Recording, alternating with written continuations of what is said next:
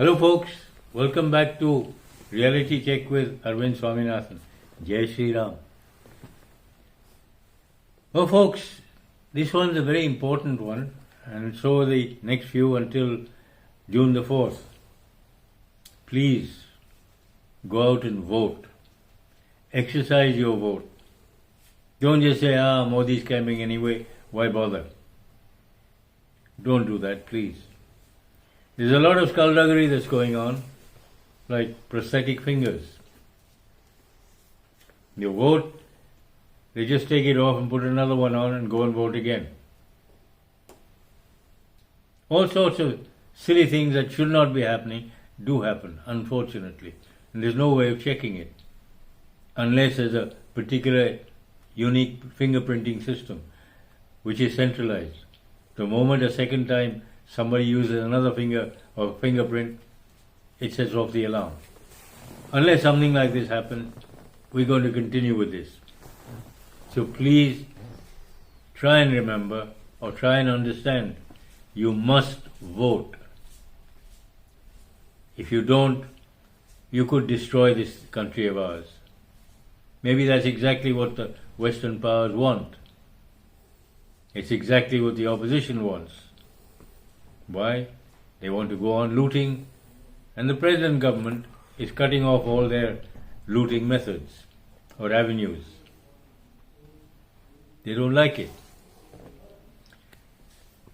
Now, all these opposition parties, Congress in particular, says we have no money. So where are they getting money from? If the income tax department has frozen their accounts, where are they getting money for all these activities from? Well, it's a very obvious answer. All your foreign contacts. Things like Open Society Foundation, the Ford Foundation, and all these foreign-funded NGOs, which are being used to siphon money into the country for all these nefarious activities. Now, I know you think I'm being a little melodramatic, but the foreign hand is everywhere. You don't even know it's there anymore. It's that rampant. Why do I say it? Well, most of you weren't around at the time when it began. You see, 1970, 71, 72, certain momentous events happened. We're still feeling the after effects. Such as the Nixon-Kissinger doctrine. All crude oil deals will be in US dollars only. Along with that, Nixon took the dollar off the gold standard, which means the dollar is just a piece of paper. It has no gold to back it. It's probably the only currency in the world which is a fiat currency. It's only a piece of paper. Then, the really nasty directive from Nixon to the CIA not to use Americans to do their dirty work. Use British people, use Western Europeans, use Koreans, use Japanese, use Filipinos. Above all, use local people in their own countries to gather intelligence and also to do all the silly things like covert and overt activities. And we're seeing it happen today. See, the CIA looks for certain things. People who are thirsty or hungry for power, a tremendous thirst for money, power over people, power in their hands. It's a sort of drug which nobody will admit to, but it's there. You just have to feed it. The American way of thinking is every man has his price. And what do they look for? If the man is incorruptible, what about his wife, his children, his cousins, his other relatives, his other close friends, their children? All of them can be used, put in compromising situations, and then used to blackmail the man to get your own way. They've been doing this for decades, ever since then, anyway, certainly since the 1970s. And we're seeing it today. The Aam Aadmi Party seems to be almost totally a Ford Foundation party. You see, Kejriwal's initial NGO, where did the funds come from? Either directly or indirectly, the Ford Foundation. Now we know, and the CIA has admitted that the Ford Foundation has been used extensively as a front for them. Now you understand what I'm talking about. What do? Something else. First, international recognition. And one of the first is the Ramon Magsaysay Award. Philippines? Yes, but who has been financing it and sponsoring it since inception? Again, the Ford Foundation and the Rockefeller Foundation. Strange, but true. Once he got this award, people think, he must have done something big. Hence this international recognition. It's his initial step up. From there, different ways, and Kejriwal through the Anna Hazare movement and so on, eventually the Aam Aadmi Party. Now when his initial NGO was wound up and was replaced by Kabir, another NGO, which is housed in the same premises as Amnesty International,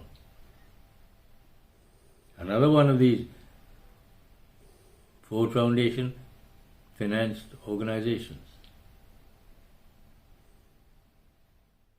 What more do you want? Kabir was also financed by the Ford Foundation. Now, with so much money coming in, now Arvind Kejriwal also supposed to have accepted, 130 odd crore rupees worth from Mr. Pannu, the Khalistani people in the US. Obviously, you'll find not just George Soros, but the CIA also involved in financing this Khalistani front. Why? Anything to embarrass India. Anything to bring us down. Whichever way you look, a lot of money has been flowing in. And where do these opposition parties get money from? How does it come in? Well, shell companies operating out of places like Singapore, Mauritius, Seychelles, Cyprus, you name it. All your tax havens abroad. Money comes into NGOs, all financed by these foreign organizations like Ford Foundation, Rockefeller Foundation, George Soros' Open Society Foundation, and sometimes through shell companies, the CIA itself, directly. Once here, nobody knows where it's gone. And this is why the Congress Party is so vehement in its anger against demonetization. Why? The cash economy has dwindled to almost nothing.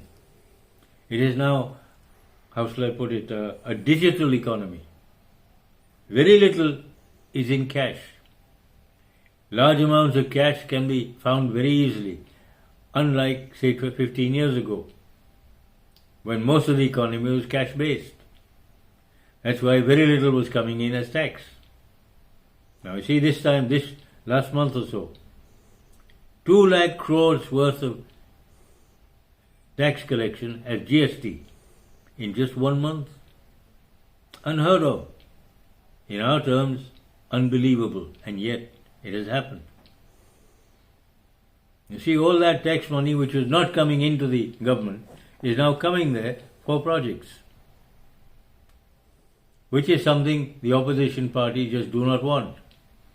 They don't want a developed economy. They don't want developed people. People development is total anathema to them. Why? A thinking population would never vote them into power. It just wouldn't. Therefore, keep them unthinking, uneducated, and if possible, illiterate as well. And that's been their policy since 1947. Now, as far as the foreign agencies are concerned, what do they look for? How do you corrupt people? How do you get them in your hands so that you can manipulate them to do whatever you want them to do? What is good for you rather than what's good for this country of ours? Well, there's money, there's wild parties, there's alcohol, there's foreign trips and shopping, foreign scholarships for their children, big jobs for their children abroad, highly paid ones, retirement benefits for when you retire in this country, national, international awards, recommendations to get higher and higher positions. All these are part of the price that everyone places on himself. There are one or two, you call them idiots if you like, who don't have a price. They're not for sale. There aren't many, but they exist. And these are the ones who are never supported, never given their due, but they go on doing their job. The unsung, call them heroes if you like. People who don't care whether they're recognized or not. And these are the ones the guys steer clear of. They don't want to go anywhere near them. Why? They get rumbled very quickly. Because these are the type, you give them something, they wonder, now, why did he give me that? What is his motive? What is he trying to get me to do? That's my type they don't want. I've said before, this country is full of Jaichunds and Mir Jafars. Look around the political scene. You'll find them all over the place. You see the Akhilesh Yadavs. You see Rahul Gandhi. I mean, what is he fit for? Nothing. Has he ever done a job properly that's produced any positive result? No. 10 years in power. Did he even bother to accept one small position? One junior minister? No. Why? He knows he can't do it. And this man wants to be Prime Minister? And what's worse is, these outside agencies would love to see him as Prime Minister. Because they know he knows nothing. He will do exactly what they want. All he wants is money in his overseas accounts.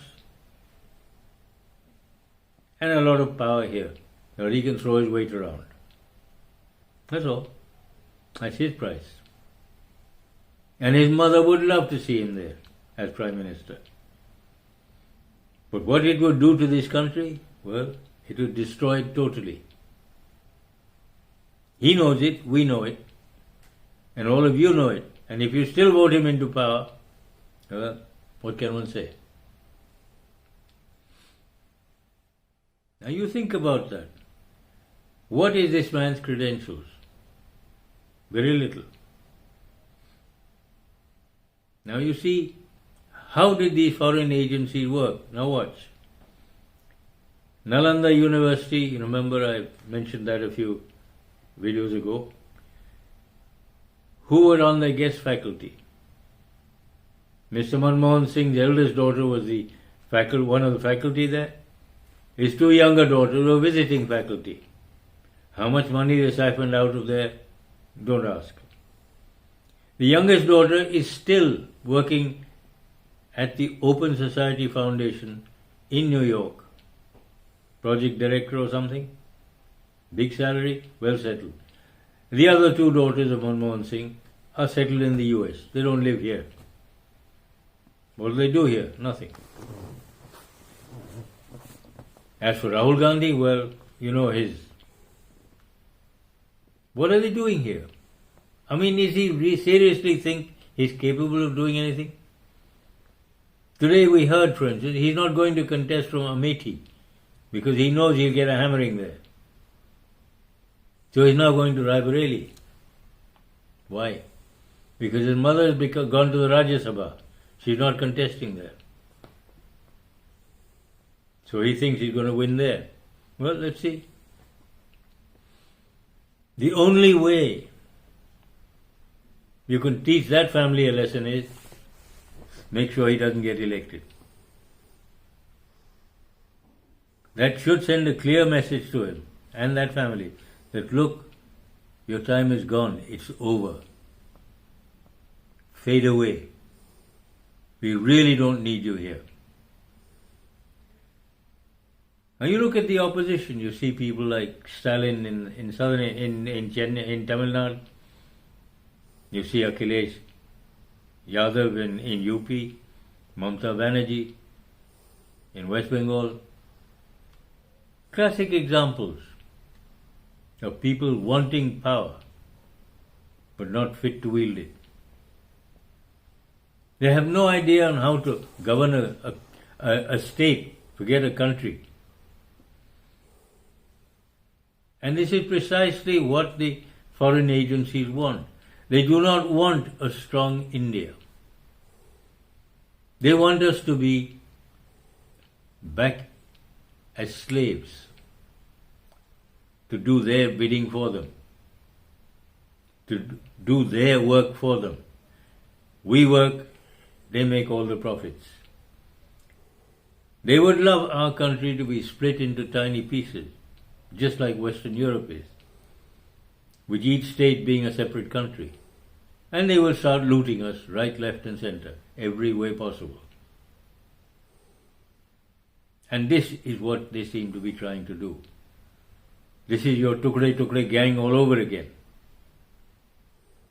And remember something, folks, it depends on your vote, which way you vote. Don't say, oh well, he's going to win anyway, so why should I bother? No, go out there and vote. Remember this time, even people who don't appear on the voting list can vote, as long as they have the different cards, like voter cards and Aadhaar cards and so on. The risk of over too many people voting, or people who are not authorized to vote, also coming in. It's too much of a risk. Please go and vote. And think carefully before you vote. Do you want progress or do you want to go backwards like the Dodo? Because if we go like the Dodo backwards, remember one thing. We're going back into the form of slavery from which we will never come out again. Because this time is a huge nexus. There are so many Mir Jafars and Jaichans in this country willing to be their agents here to sell us back into slavery. Each state has at least 100, mostly politicians. There's only one that stands out, that's the BJP at the moment. And I'm not talking as if I'm a BJP man, I'm not. I don't belong to any party or anything like this. I'm somebody who sits on the fence and has a cold hard look at the performance of all these different people. And trust me, I've been here doing this for over 50 years. That's half a century. I'm almost like a history book. I can tell you what happened in the first 30 years or 40 years. Nothing. There was no development, no planning, no common sense, nothing. It was just one bunch looting after another. And the opposition is still doing it. They're trying to get us to agree to let them go on looting us. without any stop whatsoever. And that looted money is going abroad for the benefit of those countries where it is invested, not for our benefit. Please understand this. Keep those foreign hands out. And all those NGOs which are financed from abroad, I wish they'd be closed down.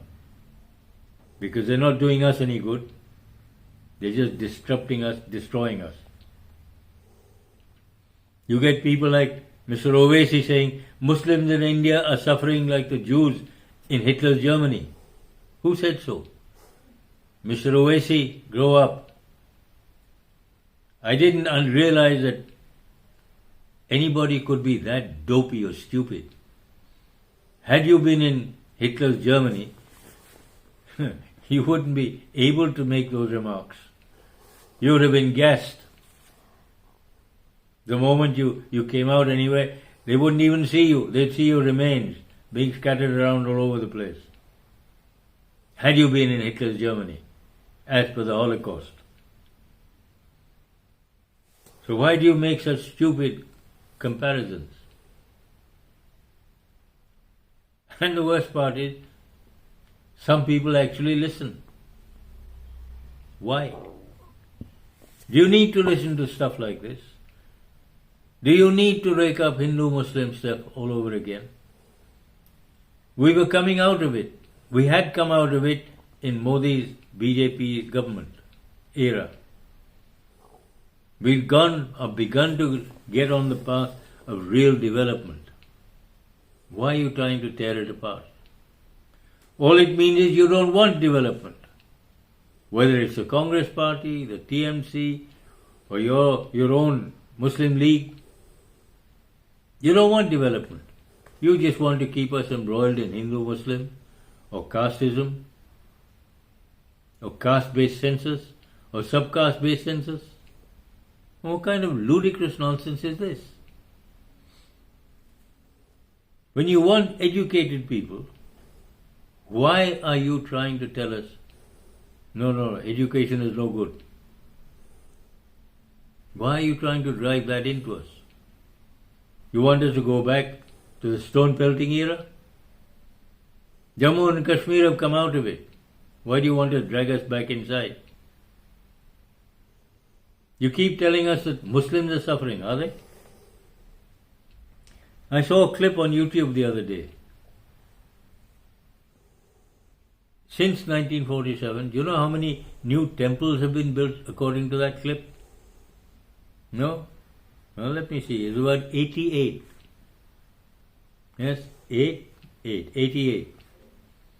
Now, in that same period, that is since 1947, August 1947, you know how many mosques have been built?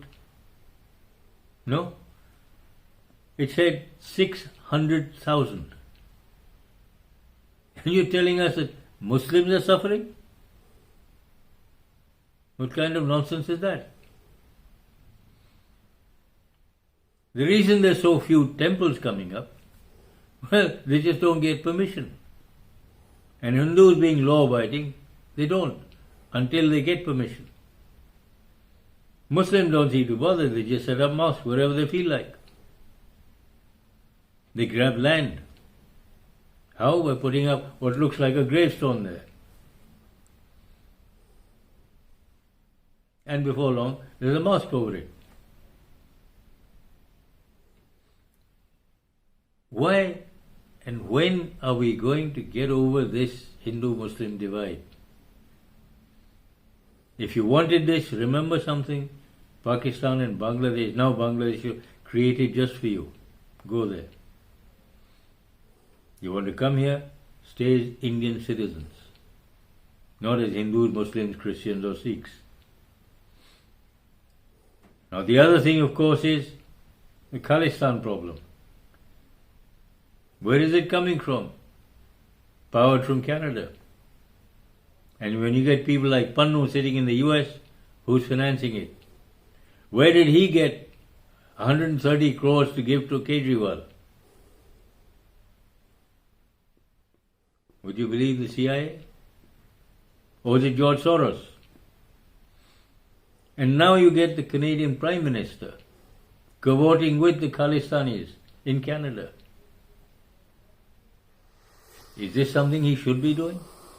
If he is that keen on a Khalistan, Canada has so much land, he doesn't know what to do with it. Let Khalistan flourish in Canada. We don't want him here. Why doesn't, well, all you Sikhs who want a Khalistan, go to Canada. There's so much land there, you really wouldn't know what to do with that much. Set up your own nation there. We don't mind that. But just stay there. And stop bothering other people throughout the world.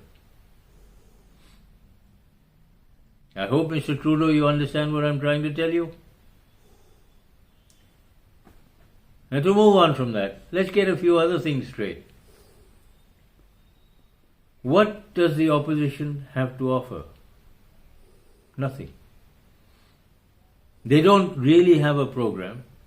The Congress Party comes out with a manifesto which smacks of the Muslim League, and it smacks of converting India into a Muslim nation. Yes? When you go into a caste-based and a sub-caste-based ecosystem, or what they call it, a census, what is the other side of it? Well, they've been spending a lot of time, effort, and possibly money as well in giving Muslims reservations which the OBCs and the SCs, STs should be getting. Muslims apparently are going to be given backward caste status. All of them, regardless of their financial status. Now once that happens, all those reservations for SC, ST and so on will go to Muslims. Isn't that forcing other SC, ST and lower castes into converting to Islam? Why? Because unless they convert to Islam, they will not get that status. They will not get those reservations. And it is these reservations which are going to start massive conversions towards Islam. Now you understand Nehru's dream to convert India into an Islamic nation. Please, folks, let us preserve what is Indian. We do not need something from outside being imposed on us. We don't need to be forced to convert to Islam, which is what is happening. On one side it is this census and this reservations bill which the Congress insists on bringing in. On the other side is the Waqf Act 1995, which takes away the land and says, well, the only way you can stay here is if you convert to Islam. It's a sort of war against Hinduism. Convert to Islam or perish or get out. That seems to be the opposition's message. Is that what we want? The Ram Temple has begun to get Hindus together. Well, let's get together and let's vote. Please vote this time. It is necessary, it is essential, it is important. If you were going away on holiday, cancel it or delay it. This is much more important than your long weekend or anything like that away from home. This is your future and the future of your children and your grandchildren. The rest is up to you. Well, folks, nice seeing you again. Just remember what I said. Vote, and vote carefully. Think about it. Because, well, it's your future. Take care. Send this along to your friends, your groups and other groups. Ask them to send it along. And let me say ciao till next time. See you, folks.